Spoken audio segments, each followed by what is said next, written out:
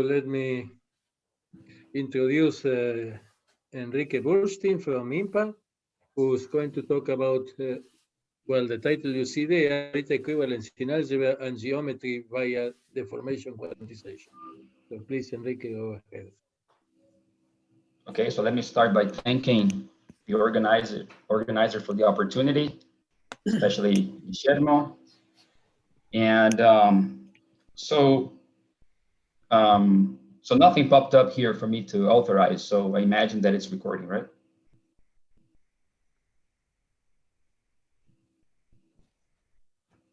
Yes, you are recorded. Okay, good. All right. So let me start with some motivation for this talk. So the starting point for me goes back to the original notion of Morita equivalence in algebra, in the theory of non-commutative algebras and rings by Morita in the 50s. And this concept has been transferred to different mathematical contexts, and some of its variants turn out to be important and play an important role in non-commutative geometry, particularly the notion of strong Morita equivalence by Mark Riffel, and the study of strong Morita equivalence of C-star algebras has also led to contributions in our understanding of Morita equivalence of groupoids, for example, in the work of Mouly, Jean Reynaud, and Williams. And there is yet another context where Morita equivalence is pretty important, namely Poisson geometry. Morita equivalence in Poisson geometry is not unrelated to, for example, the notion of Morita equivalence of groupoids, but it was, primarily motivated by the study of Hamiltonian actions. So it has somehow a different motivation. I'll get to that. And the guiding question for me in this talk, and actually has been a question in the back of my mind for a number of years, is whether there's a concrete link between Morita equivalence in algebras and in Poisson geometry through, quantization. So here the picture is that one thinks of Poisson structures as, geometrical or classical or semi-classical counterparts of non-commutative or quantum algebras. And, usually one passes, to algebras from Poisson geometry through some kind of quantization construction. And in this talk, we'll be very precise, and, this connection will be through deformation, quantization, but formal.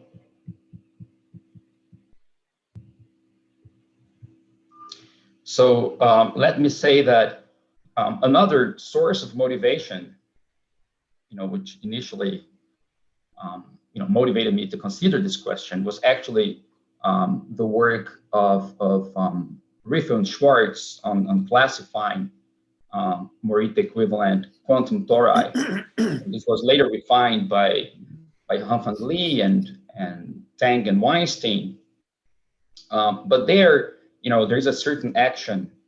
The classification is done in terms of an action of SONNZ on skew-symmetric matrices, the skew-symmetric matrices that define the quantum tori. But these matrices, they can actually be seen as constant Poisson structures on the torus, and the product on non-commutative tori, can be seen as a deformation quantization in an analytical sense that Riffel made precise of the ordinary torus.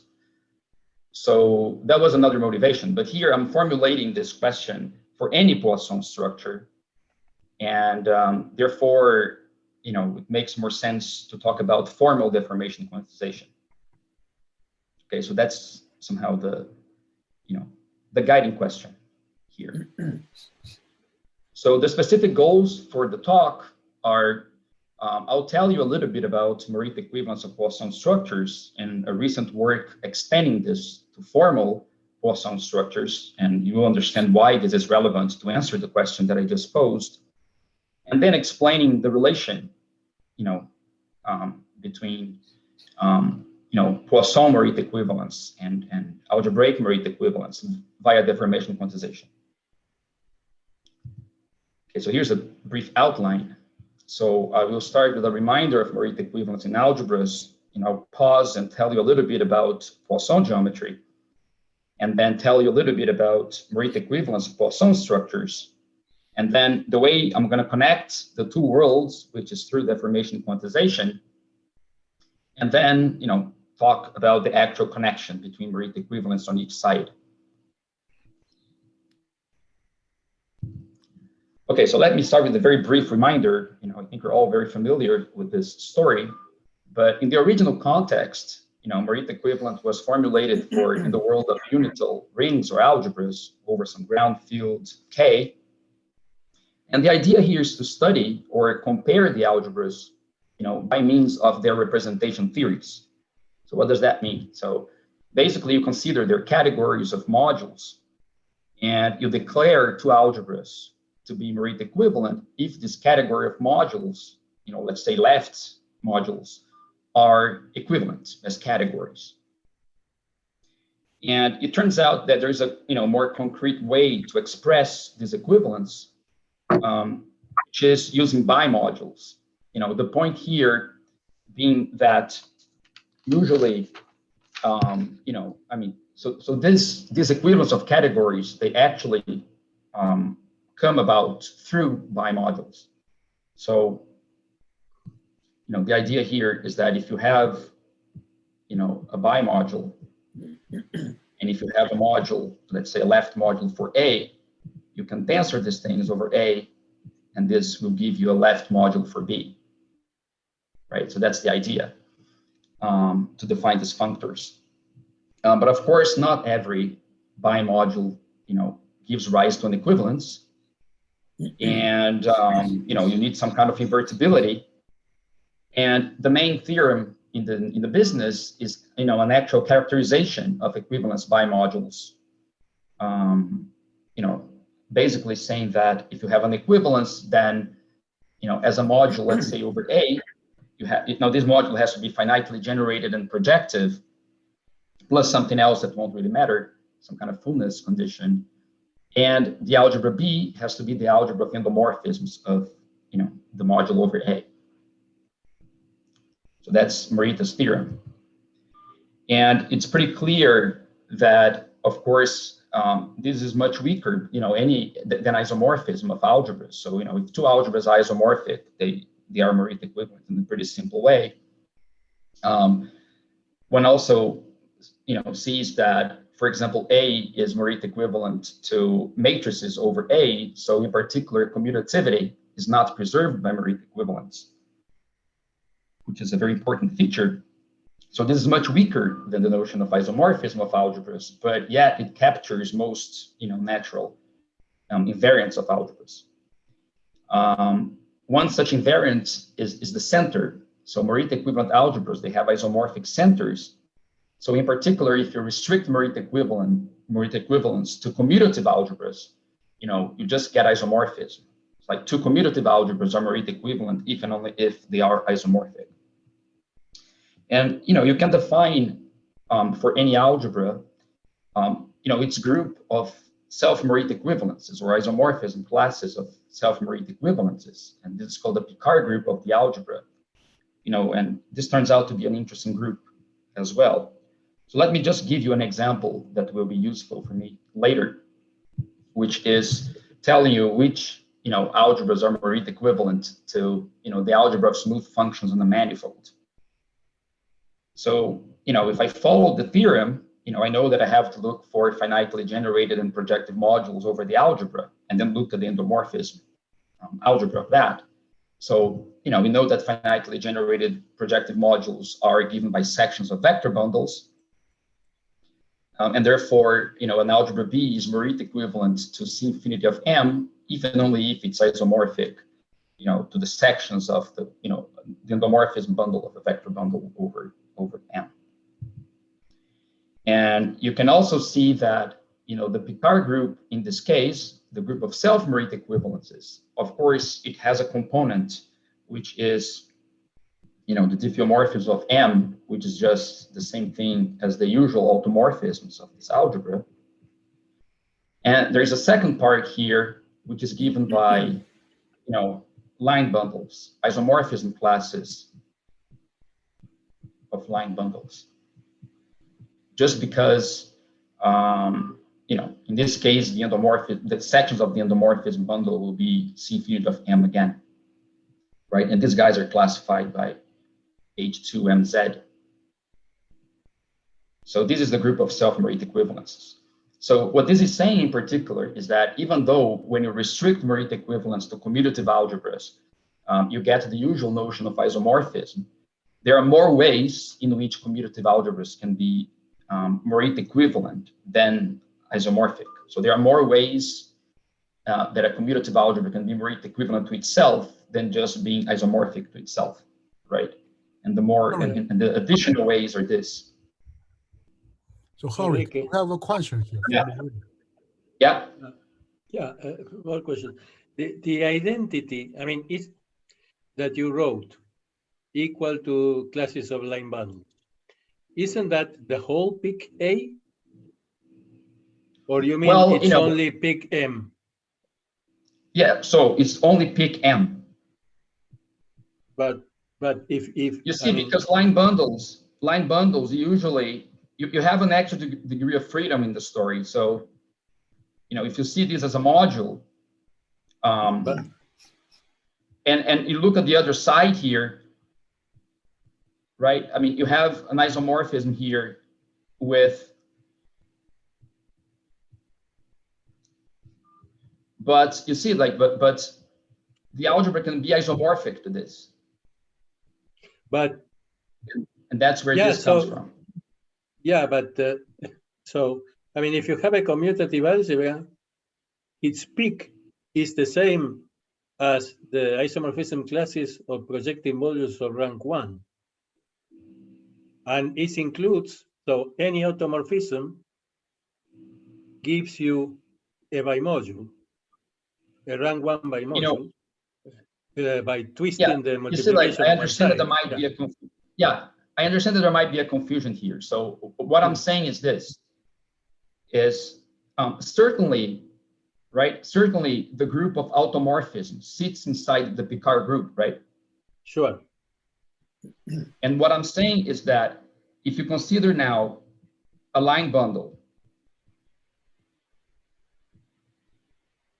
as a module over C-field of M,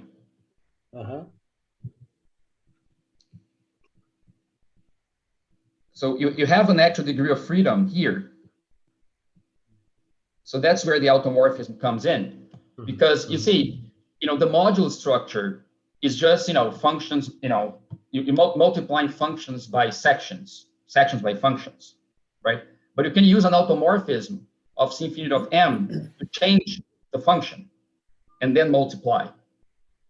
You can always, fix one leg to be just this multiplication of, sections by functions, but then you have a degree of freedom on the other leg. Sure. Is that clear? Yeah, okay, I understand this semi-direct product. Yeah.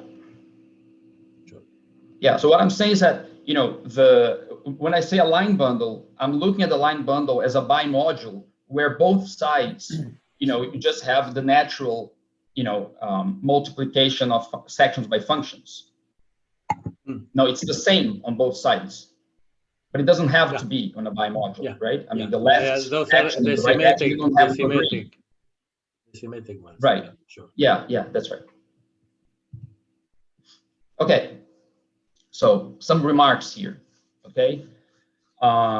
So as I said, this notion of Morita equivalence from algebras, it has been refined to other types of algebras like star algebras, algebras with involution, and C-star algebras, in particular through the theory of Hilbert modules and stuff. And there are also geometric versions of Morita equivalence for, topological or Lie groupoids and for Poisson manifolds. right?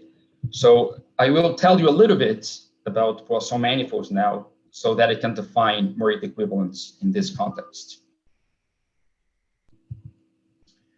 Okay, so a Poisson structure on a manifold, now I'm calling my manifolds P, is just a Lie bracket on the algebra of smooth functions, which is also compatible with the natural product of smooth functions, the commutative product of smooth functions through a Leibniz type identity.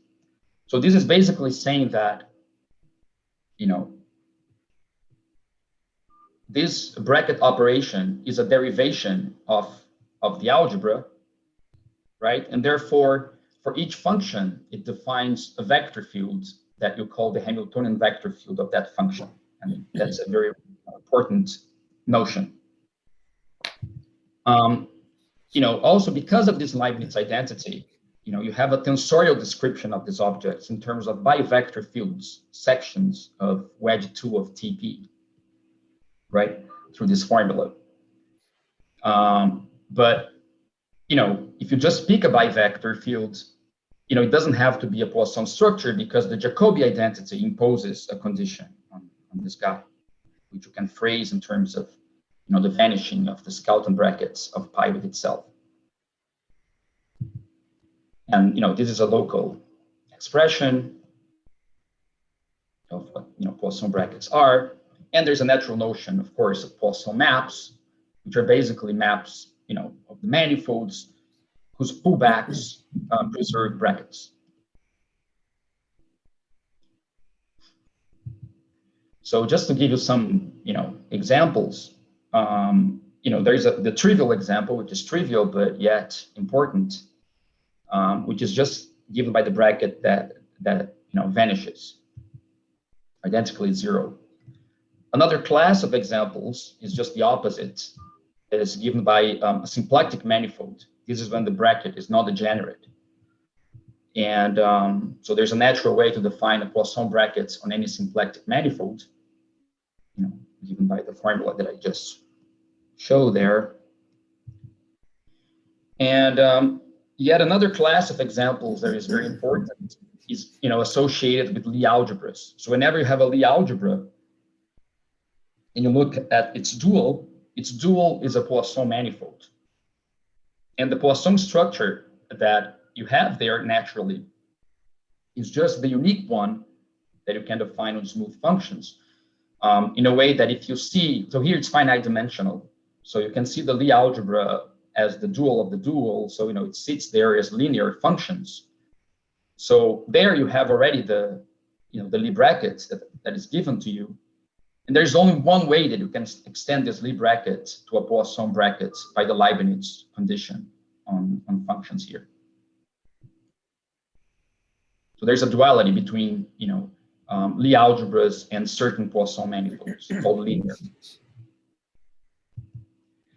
So there are many other classes of examples like Poisson Lie groups and their homogeneous spaces that arise, for example, in connection with quantum groups. And other interesting examples from mathematical physics, like moduli space of flat bundles over surfaces and things like that. And, you know, to have something in mind, you know, there's this general property of Poisson structures, which is that they are described by a symplectic foliation. So whenever you have a Poisson structure, it induces a decomposition of your manifold into, you know, leaves, into submanifolds of, you know, varying dimension, like it's a singular foliation. And each leaf carries a natural symplectic structure, right? And the Poisson structure is completely determined by this decomposition and the leaf-wise symplectic forms. So whenever you see a foliation, you know, it kind of smells like there should be, you know, a groupoid around, or there could be a groupoid around. And it's indeed the case. So what's the link with Lie groupoids? So first of all, on any Poisson manifold, what's more visible right away is that you have a Lie algebroid. So basically, you know, you can take as the underlying vector bundle of the Lie algebroid, the cotangent bundle of the manifold. The anchor map is just, given by the Poisson bivector, just contracting the Poisson bivector with a covector so that it spits out a vector. And the Lie bracket is naturally determined by the Poisson bracket. So the Lie bracket on sections of T star P, which are one forms. So I just wrote the formula for exact one forms. But again, there's only one way you can extend this to arbitrary one forms, so that it's a Lie algebroid. And indeed, the symplectic leaves I was telling you about, they are the orbits or the leaves of this Lie algebroid. Now, these Lie algebroids, they have, the global versions are called symplectic groupoids, right? So they have global counterparts, modulo the fact that they may not be always integrable, but whenever they are integrable, they have a global counterpart, which is a symplectic groupoid, right? So a symplectic groupoid is just a Lie groupoid along with a symplectic structure on the space of arrows, which satisfies a compatibility condition with the groupoid multiplication, which is given by this, by this property here, which can be properly understood as, basically the form being closed in the natural cohomology that you associate with the groupoid. This condition, just to give you an intuition, if omega was a function, this condition here would be just saying this, that the function is a cocycle, right? So it's the same thing it's the same formula, but now for a two form. So these are symplectic groupoids. And they're also characterized by the fact, an equivalent characterization is that the groupoid multiplication is a Lagrangian submanifold of 3 copies of the groupoid. If you look at the graph of the multiplication inside 3 copies of the groupoid, and you change the sign in one of them, this is a Lagrangian submanifold. It's a symplectic way of defining this.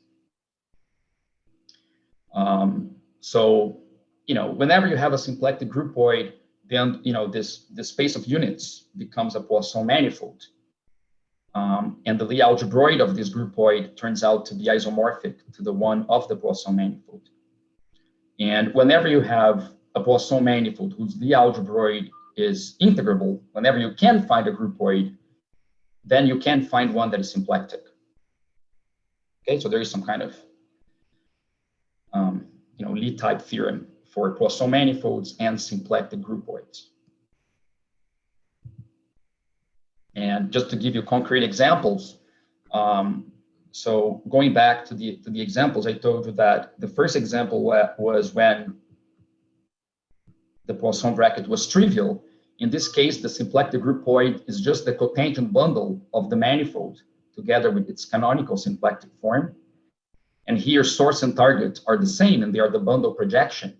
And the groupoid structure is just the fiber-wise addition of the cotangent bundle. When P is a symplectic manifold, the corresponding symplectic groupoid is just the pair groupoid. And when P is the dual of a Lie algebra, the corresponding symplectic groupoid is the cotangent bundle of any Lie group that you choose, integrating the Lie algebra. And the groupoid structure is given is a transformation groupoid with respect to the coadjoint action. And notice that in this example, this picture is even more interesting because, T star of G is also, as I said here, a groupoid over G, where G has the 0 Poisson bracket. And this is an example of a double. It's a double symplectic groupoid. So T star of a Lie group is a symplectic groupoid in 2 different ways. And this is just a very simple example of, duality in Poisson Lie theory for Poisson Lie groups. So this was my, very brief introduction to Poisson manifolds. So let's talk about then Morita equivalence in Poisson geometry. So as I said, this was motivated by the theory of Hamiltonian actions. I won't tell you what's, this theory is about. But let me just tell you that what plays the role of a module over a Poisson manifold is just a Poisson map from a symplectic manifold, into it. And if you wonder why you call this a module, this is really a module. If, for example, you think about the Lie algebroid that you have over P, having this map given to you really defines an action of this Lie algebroid on the symplectic manifold. In this case, what is an action?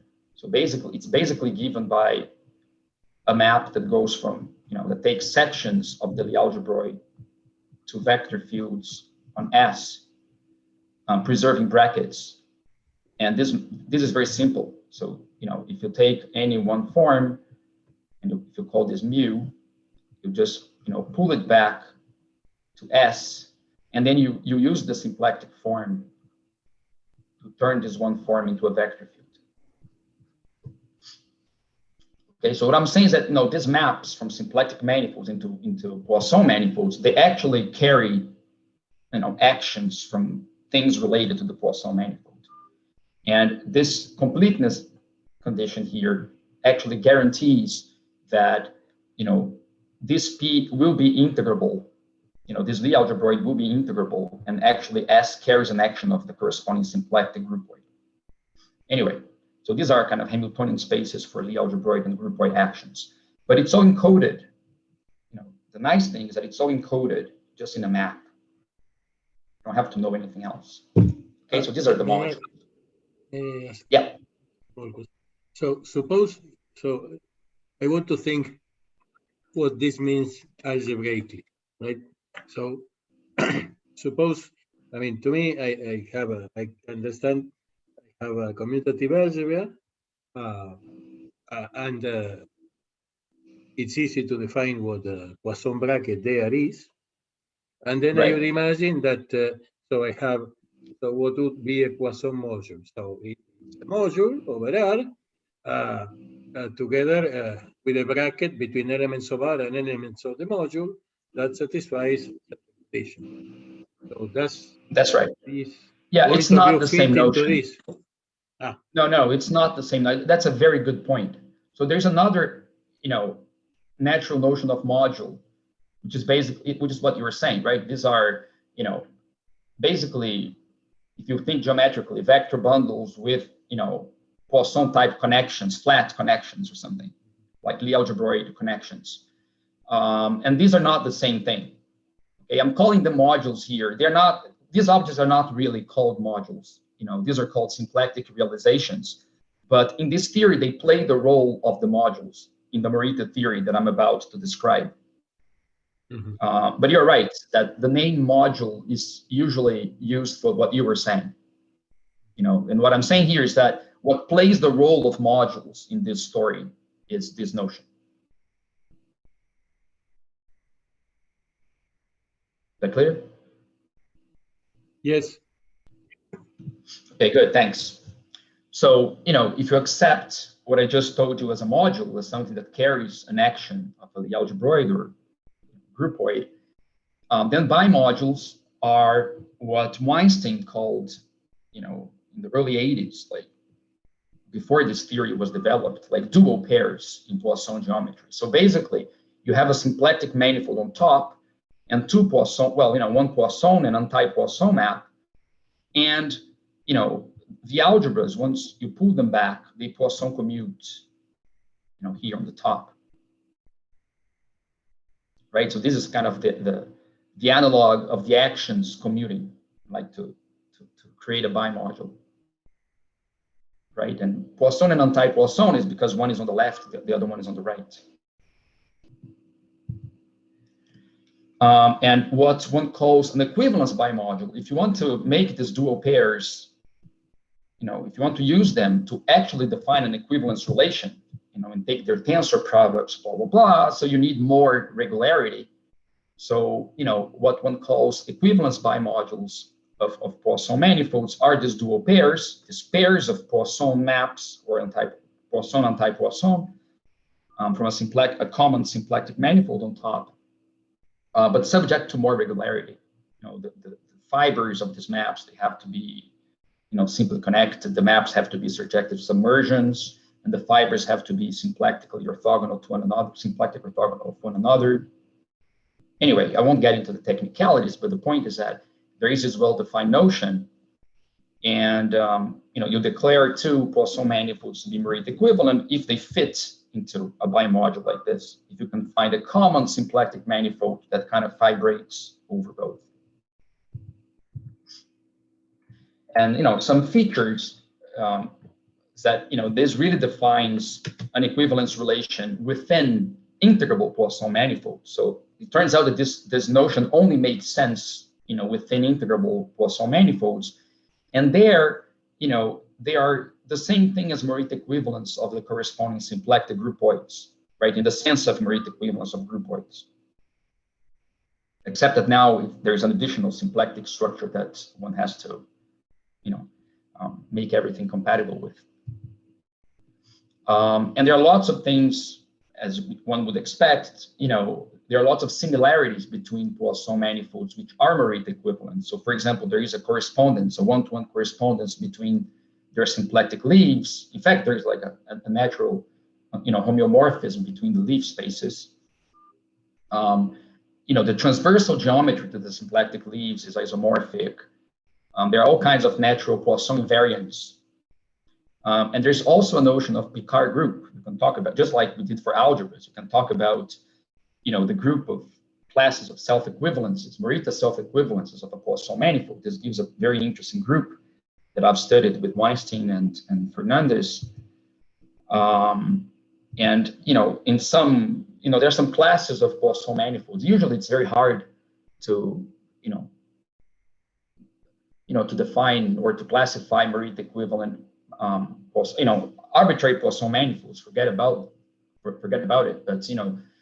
But there are classes like classes of Poisson manifolds that you can classify up to Morita equivalence, right? For example, as I did with Radko and Weinstein. Okay, so here is like a simple way to generate Morita equivalences of Poisson structures that turns out to be important for us. And so this goes back to an observation of Chever and Weinstein, which is this. They basically noticed that there's a very natural way in which you can modify a Poisson structure using a closed two form. So what is this way? It's very, very simple. So I told you that a Poisson manifold, should be thought of as, basically a foliation where each leaf is symplectic, right? And if you are given a closed two form on the, on this manifold, what you can do is you can simply restrict this two form to each leaf and add to the symplectic structure that you have on the leaf. And hopefully, if this is symplectic again, you've created a new Poisson structure that does, that has the same leaves, but only modifying the leaf-wise symplectic structures, right? You can define this algebraically, basically saying that, if this map is invertible, which is just the condition for, this leaf-wise addition of B to the symplectic form being symplectic again, there's an invertibility that you have to check, then you can naturally modify a Poisson structure by a closed two form, in this way. Okay, this is a new Poisson structure. And what I noticed with Olga Radko is that if you have one of these Poisson bimodules, and if you modify, one of the legs using a closed two form, you can adapt the rest of the bimodule to still have a bimodule. Okay, you have to modify the symplectic form, in a suitable way, and everything works. So it's just a very simple observation that you can generate new examples of Morita equivalence. If you have one, then you can play with closed two forms and get new examples. And this is relevant if you want to describe, for example, the Picard group of the zero Poisson structure. I told you that the zero Poisson structure, of course, is completely trivial, but it's still interesting. So consider a manifold with a zero Poisson structure. So it turns out that any self-Morita equivalence has to be of the following type. The symplectic manifold that you put on top here has to be the cotangent bundle. And the symplectic form that you put here has to be the canonical one, possibly modified by what is called a magnetic term, a close to form. There's nothing else. Well, and you have the freedom of having a diffeomorphism, just we had before, in this discussion that we had, right? So the conclusion here is that for this very, very simple case of a Poisson structure with a zero bracket, the Picard group is, again, given by the diffeomorphisms of P, but there's an additional component which is given by H2 of P, which is this degree of freedom, the degree of freedom that you have to modify the symplectic form on top. And then, you kind of look at this and you see the analogy with the Picard group of the commutative algebra, C infinity of P, right? And they kind of look alike. The one for the algebra has this additional integrality condition here. But it is kind of intriguing that even though, the whole story seems quite different, they kind of resemble each other, right? So what I'm saying is that, if you give me a manifold, if I look at its commutative algebra functions as a commutative associative algebra, and I consider its Picard group, right, I get this. And if I consider it as a trivial Poisson algebra, and I consider its Picard group in this other sense, I get this. But, well, what cohomology are you taking in the the RAM? case? Yeah, the RAM, sorry. So yeah. It's real coefficients. Yeah, right. Or complex, so yeah. Right, sorry. Yeah, it's the RAM. Yeah, it's about forms, right? So, so it's kind of intriguing, and, one really starts wondering if there is a concrete link between, algebraic and Poisson-Morita equivalences, and that's what I want to tell you about. So the way I'm going to go from Poisson manifolds to non-commutative algebras is through deformation quantization. So let me briefly recall how this goes. So as I said, there is an analytical version of this for C-star algebras, and I'm going to be working with formal deformation quantization. It's just like algebraic. So basically, a star product, is an associative product on the algebra, on the ring of formal power series with coefficients in C infinity of P of this type. There's a natural notion of equivalence between them. And, these products, they always codify a Poisson bracket if you look at their commutators. So if you look at the commutator of a star product and you look at the leading term, this is a Poisson structure on the underlying manifold, right? So the questions that one asks here, and of course you can consider the moduli of star products, like, star products up to equivalence, which is basically isomorphism, but isomorphism is starting at the identity. And here, the questions are, okay, so if you prescribe the Poisson bracket, can you find the corresponding star product? In how many different ways can you classify them? And, this was basically solved by Kontsevich. And in order to formulate his theorem, I have to tell you a little bit about, formal Poisson structures. So a formal Poisson structure is just a formal series of bivector fields, satisfying the, the integrability condition of that we have for Poisson brackets, but now for the whole formal series, right?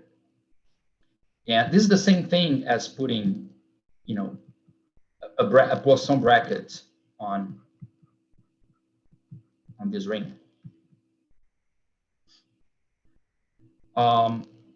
And what's important here is that, this integrability condition now, of course, this is not saying that every term here is a Poisson structure, but it does say that the first one is, and the others, they're kind of related to each other.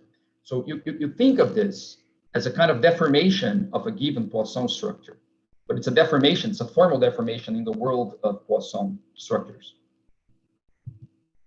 And there's a natural notion of equivalence there.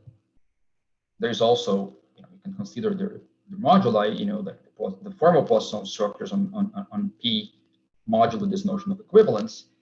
And then this famous theorem of Kontsevich says that, there is a natural bijection between these two sets, formal Poisson structures and star products up to the corresponding equivalences, right? In such a way that, in this correspondence, the commutator here encodes this Poisson structure. That's what makes this non-trivial.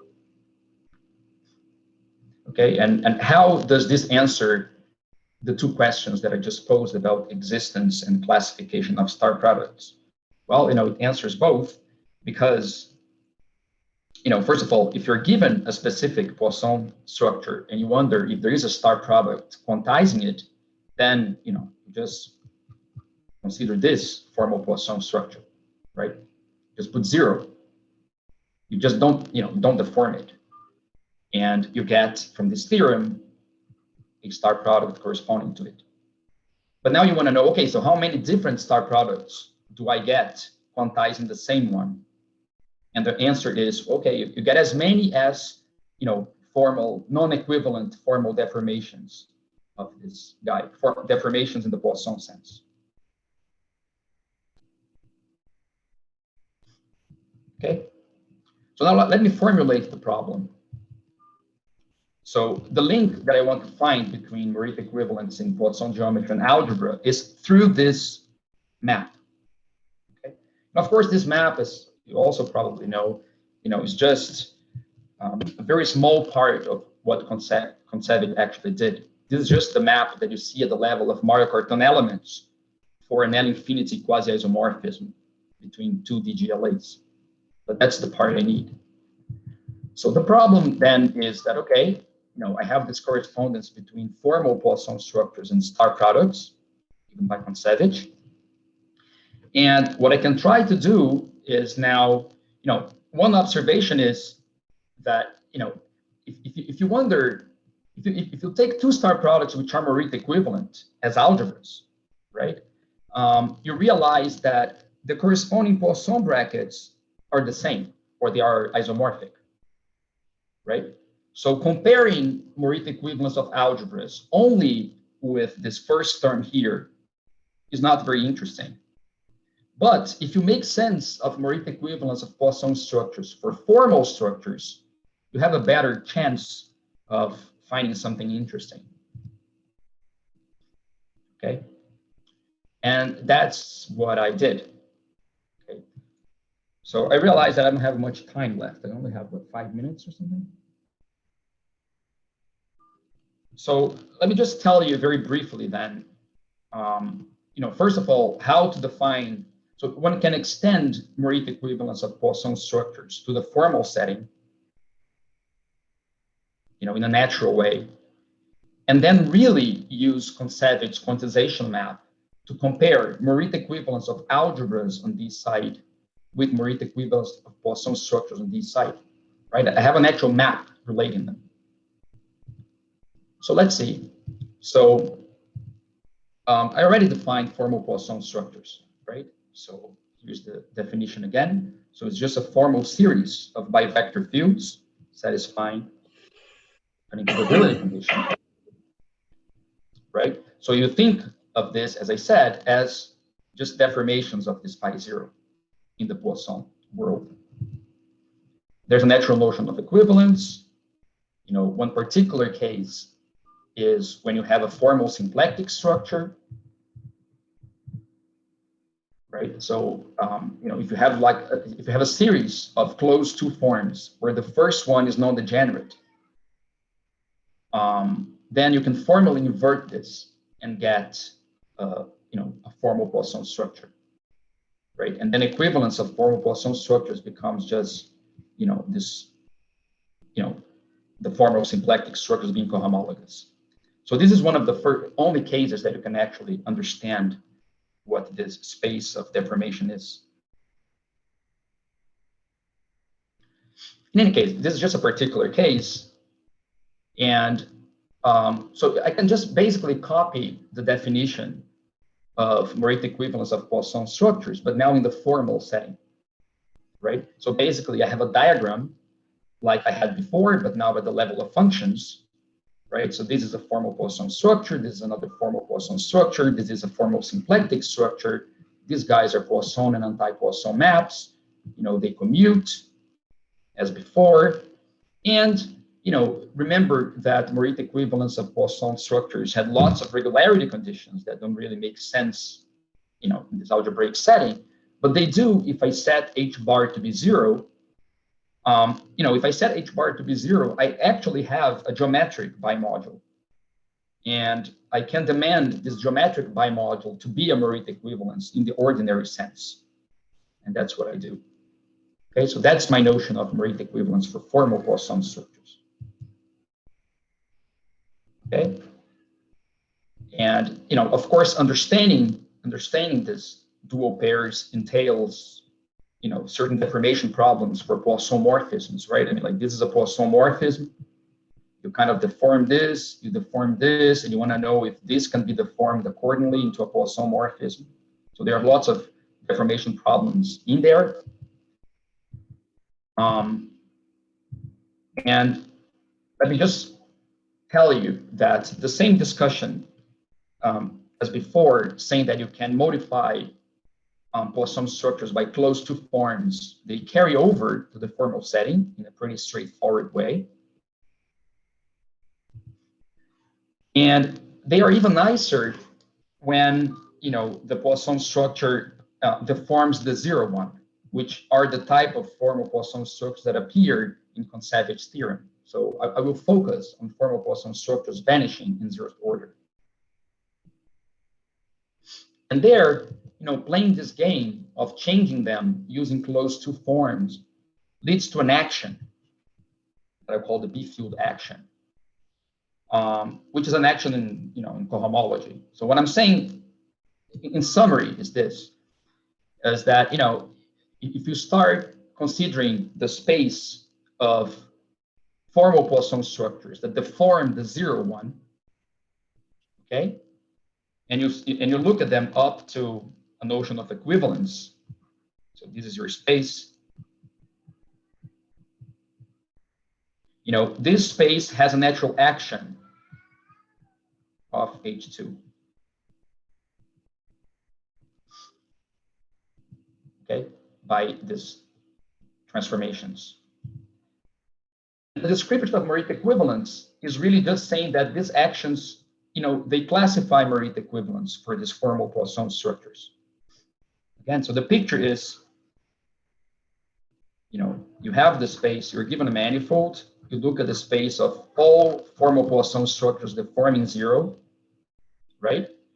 And this is, formal Poisson structures up to an equivalence, but Morita equivalence, establishes or gives you an additional equivalence relation on this moduli space that you would like to describe, right? And what I'm saying is that this additional equivalence relation is given by means of an action, a natural action of H2. Okay, it's actually an action of H2 and the diffeomorphisms.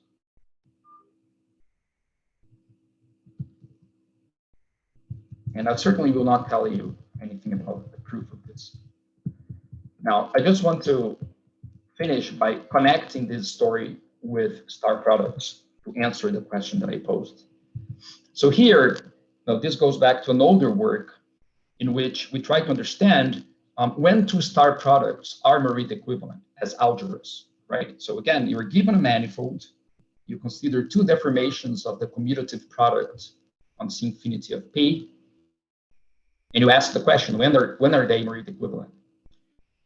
One thing that I noticed a while ago, I can explain how this action comes about, is that, when you look at the moduli space of star products on the manifold, this space, it comes naturally equipped in a canonical way with an action of the line bundles. So what I'm saying is that you can naturally modify star products by line bundles. And this is by means of, deforming the line bundle with respect to the star products and looking at the endomorphism algebra of that. So there's a very natural canonical action, right? So given a star product and a line bundle, I can pair them and give you back another star product. And, this action actually, classifies the star products which are Morita equivalent. Okay, this is a much older result. Okay, so now, again, so at the level of star products, Morita equivalence is also described as orbits of an action. And look at what the group is acting. Good, so let me close the discussion with, okay, so now we have, this Kontsevich map, right? Relating both formal Poisson structures on one side and star products on the other side. So here we have an action of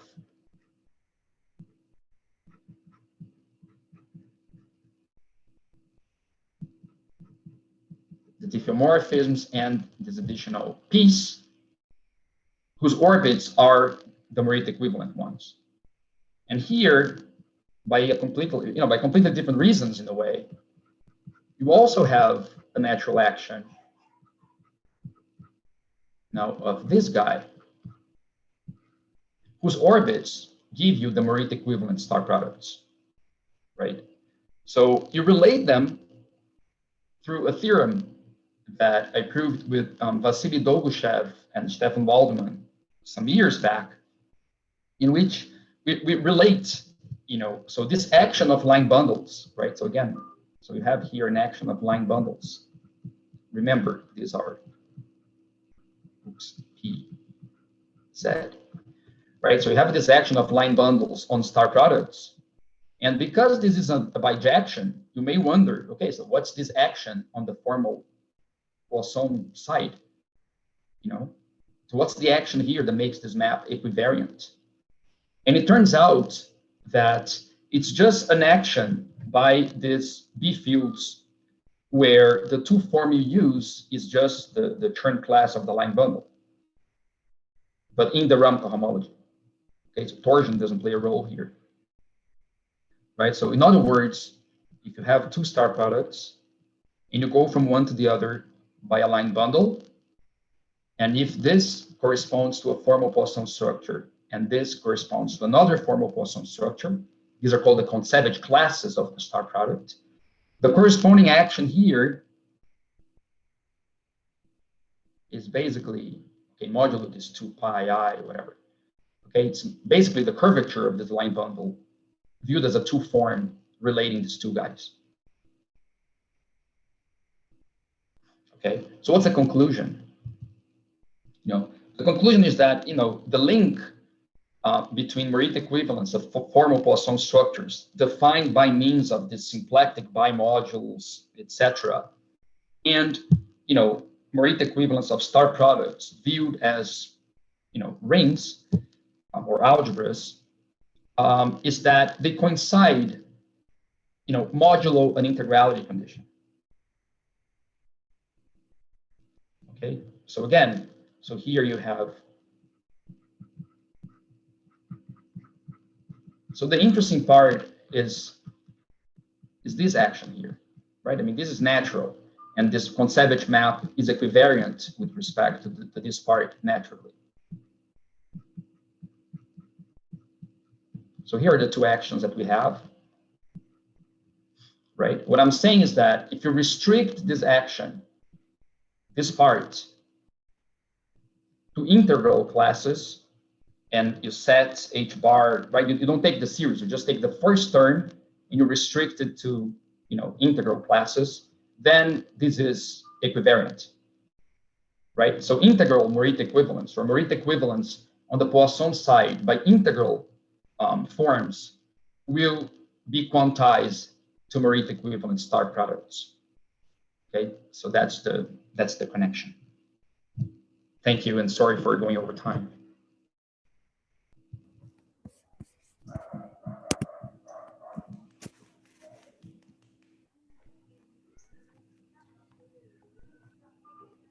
Okay, so are there?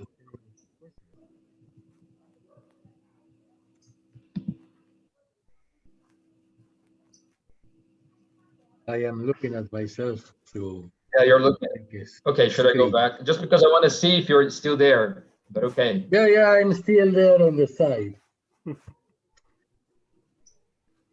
Well,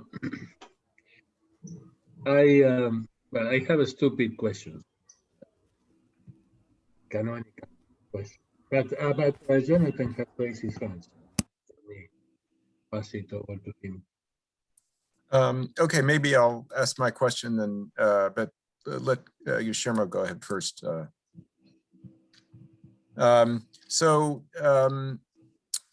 This was really beautiful talk, and I really enjoyed it. At one point, I thought about the subject about deformation quantization and what it does on the level of K-theory, which is sort of closely related to this topic of Morita equivalence, but not exactly the same. Well, but it's there. It's there. Yeah, it's definitely there. Right, it's there. I can but tell you how. You get slightly more general equivalences of the following type. So this was the sort of phenomenon that I was interested in. From the point of view of a point of K-theory, because of Bott periodicity, an even dimensional symplectic vector space and a point are really identical because of Bott periodicity, right? Because the K-theory of a complex vector space and K-theory of a point are the same. Now, there's a kind of a phenomenon that you see when you do deformation quantization, which is somewhat analogous to that. And that is, if you take, let's say the, C to the n with its usual symplectic structure, and you take the Weyl quantization of that in the analytic sense, what you basically get are the compact operators, which is Morita equivalent to what you get from a point. And that's a sort of a kind of counterpart to Bott periodicity on the topological side. So I was just wondering if you have any examples of things like that that are sort of related to your situation, where the dimensions of the manifolds might be somewhat different, for example. Yeah, so that doesn't really happen here because that's a very good point, and I should have mentioned that. Okay, so one thing is that, oh, I wish I could write, so what happened? Okay.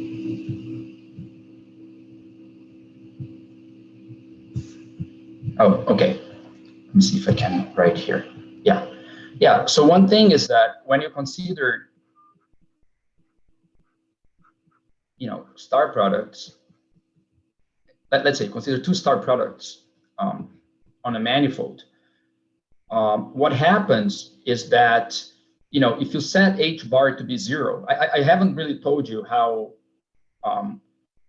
what implements their Morita equivalence, but basically it's this, and that's where your results, at least like on the, if I'm not mistaken, you show that K0 doesn't change in different, when you consider deformation quantization. And this plays a role here because you see, the point is that if you look for bimodules between star products, it turns out that they are always of the following type. They are always deformations of a bimodule for 0, right? I mean, this is a deformation of the commutative algebra. What I'm saying is that, if you set H bar to be 0, then what you get, is a self-Morita equivalence of C infinity of P, which is given by a line bundle, right?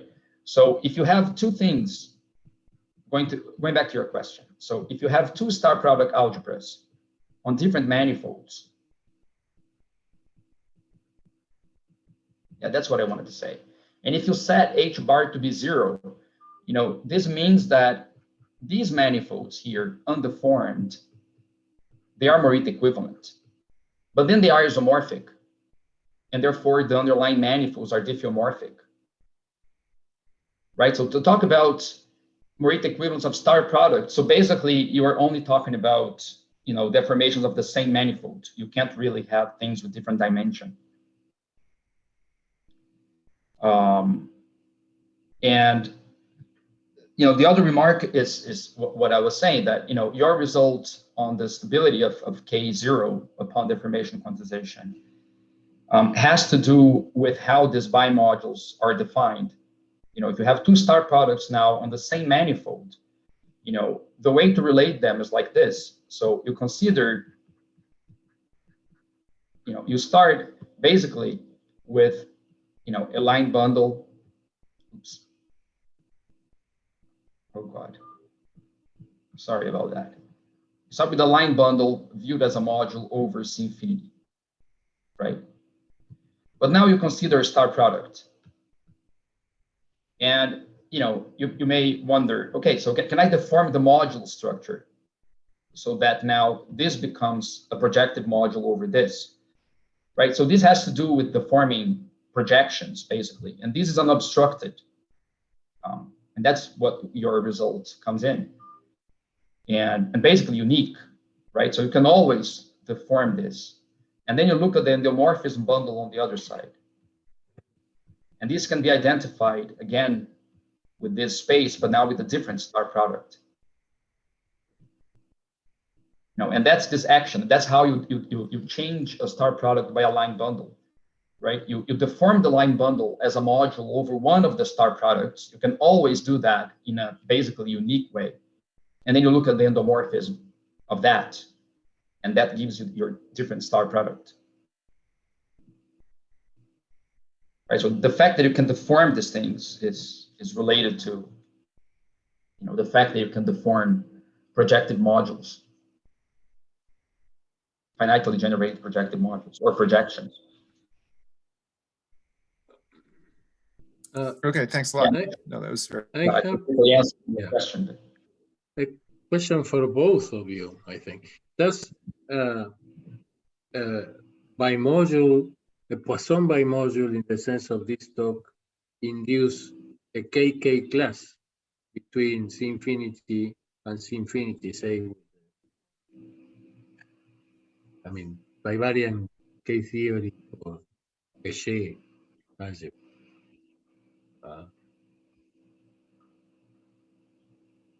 Yeah, I'm not sure. Yeah, I don't know, right away how to make sense of it. But one thing that is true is that, with this notion of Morita equivalence of Poisson manifolds, your modules, Guillermo, that you were asking, you can form some kind of K theory with that, and that is preserved by this Morita equivalent, even though the notions of morphisms were different, but the notion of modules were different. But I'm not sure about, going beyond that.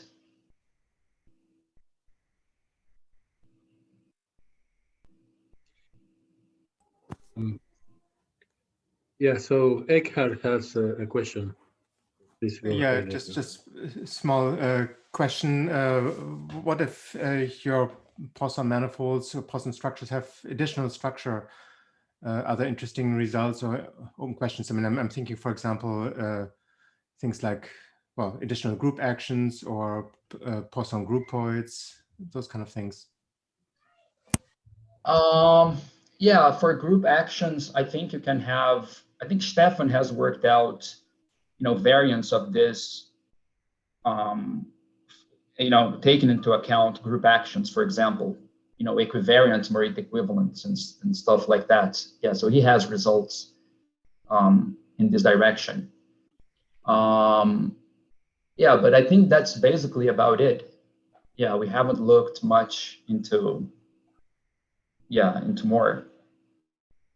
But it's of course natural to see if you can refine this, with more structure somehow. I was somewhat wondering if there's some picture where instead of diffeomorphisms, you end up looking at bisections of a groupoid or something like that. Uh-huh. Yeah, I see.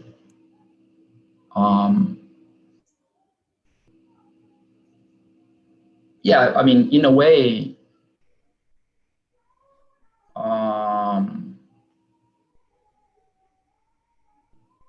I mean, we can talk about, yeah, there might be ways to go in this direction. Yeah.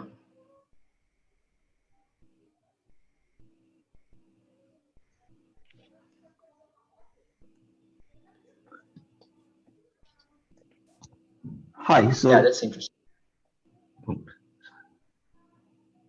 I also have a question. yes, hi. So as a continuation of Jonathan's example, so I think the example you mentioned is this quantization of this wire algebra. I think it's like a strict deformation quantization, right? As for example, as well as the quantum tori. So I'm wondering, so if could you comment more on this? If this quantization is strict, right? So you have more than a formal power series, would be something like becomes much more easier, or like a. Yeah, that's a very good question. Very good point. So as I said in the very beginning, one of the initial motivations for me to consider this kind of problem was the classification of Morita equivalent non-commutative tori, which has a bit this spirit, right? That so you have the still symmetric matrices, which are Poisson structures, and they give rise to the non-commutative tori, and you try to understand, which still symmetric matrices or Poisson structures, quantize to Morita equivalent ones in this strict sense. So I don't know much more. I don't know any general results in this direction. What I do remember is, I think Francesco D'Andrea wrote some notes a while ago in which he tries to reconcile these results that I just described in the formal setting with the classification, with the one for quantum tori, but I think that he considers also formal quantizations of quantum tori. I think it would be really interesting to see what can be said, in more analytical settings. The problem is that you don't have Kontsevich, right? I mean, you don't actually have this general result saying that given a Poisson bracket, you have a quantization with a very specific, map with certain properties. And I think that's the main difficulty. And that's why I consider this problem in the formal setting. It's just, I don't know much about general results, for quantization to set up the problem in the strict sense. So probably the difficulty is that so we have a smaller class, right? So we have this formal power series. You have a strict product. So for formal level, you have this conservatory set, but we don't know which is the subclass, right? So that's right. Inside this conservatory side. Right? So, that's right. Yeah. But I think they do. Really. Well, it's there, right? We don't know because you have a bijection at a large level, right? So. Right. But we don't know the correspondence at a more more restricted level, right? So that's right. Yeah. Yeah.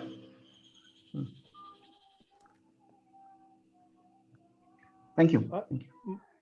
My question I mean, I was also curious about the strict deformation quantization. As Henrique said, I think there are many questions that needs to be addressed. So just to make a precise question, suppose you have two Poisson structures such that which are Morita equivalent in that sense, and such that one of them admits a strict deformation quantization. Would the other one do too? Oh, that's a good question. Yeah, I'm not sure. Yeah, I'm not sure if this is known. And But, what about so, I mean, suppose two structures have a Morita, two structures are two Poisson structures are Morita equivalent, and they both admit a strict deformation quantization. Would the strict deformation quantizations be strongly Morita equivalent? yeah, that's a very good question too. I mean, I don't know. I really don't think there's much known in this direction. You know, when you start, you know, wondering about the strict situation. Maybe even in the converse, maybe if you know that the two strict deformation quantizations are Morita equivalent, would the former ones be? Yeah. So what I said before is that if they are, so if the formal level now, if formal star products are Morita equivalent, then the corresponding Poisson structures given by the leading term of their commutators, they have to be isomorphic, not only Morita equivalent, they have to be isomorphic, right? And that's why I took a step further and considered Morita equivalence of formal Poisson structures, because, you know, you're definitely losing information, at least in the formal setting, by looking at the leading term. You know, Kontsevich says that what really specifies the quantization is an entire series of bivectors, right? And there you have a non-trivial relation, you know, that corresponds to Morita equivalence. If you only look at the leading term, then they will be isomorphic. So it may be the case for strict quantization as well, I'm not sure. Well, maybe not though, yeah, I'm not sure. I have a question in the opposite direction. Instead of making it more analytic, they want to make it more algebraic. So I don't know anything about really about Kontsevich theorem, but I've seen papers that address the analogous question in the purely algebraic setting for algebraic variety. Right.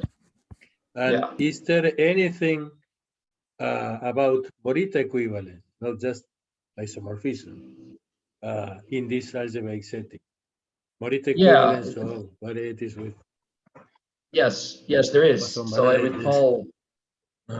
Right. So I recall a paper, but only you see, like this problem in the symplectic case is much simpler to address than in the general Poisson case. In the symplectic case, I think this was addressed in a paper. Oh man, I have to remember now. Maybe the authors, but yeah, like two. I'm not sure if Pierre Chapirat was involved or his students, but there is a paper, you know, in the purely in this more algebraic framework that that addressed this question, but in the symplectic case, in the symplectic case. And there are some analogous results there, but again, in the symplectic case. In the general Poisson case, I'm not sure. I haven't seen anything.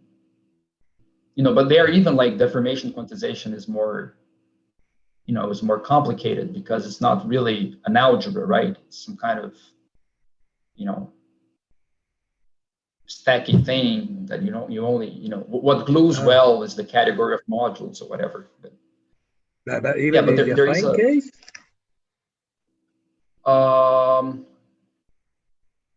Yeah, I'm not sure exactly the context now that they have, but yeah, I would have to look up the, this reference again. It's been a long time. Yeah, but this has been addressed in a particular case. That's what I want to say, from what I remember, but not in general. So, do we have any more questions?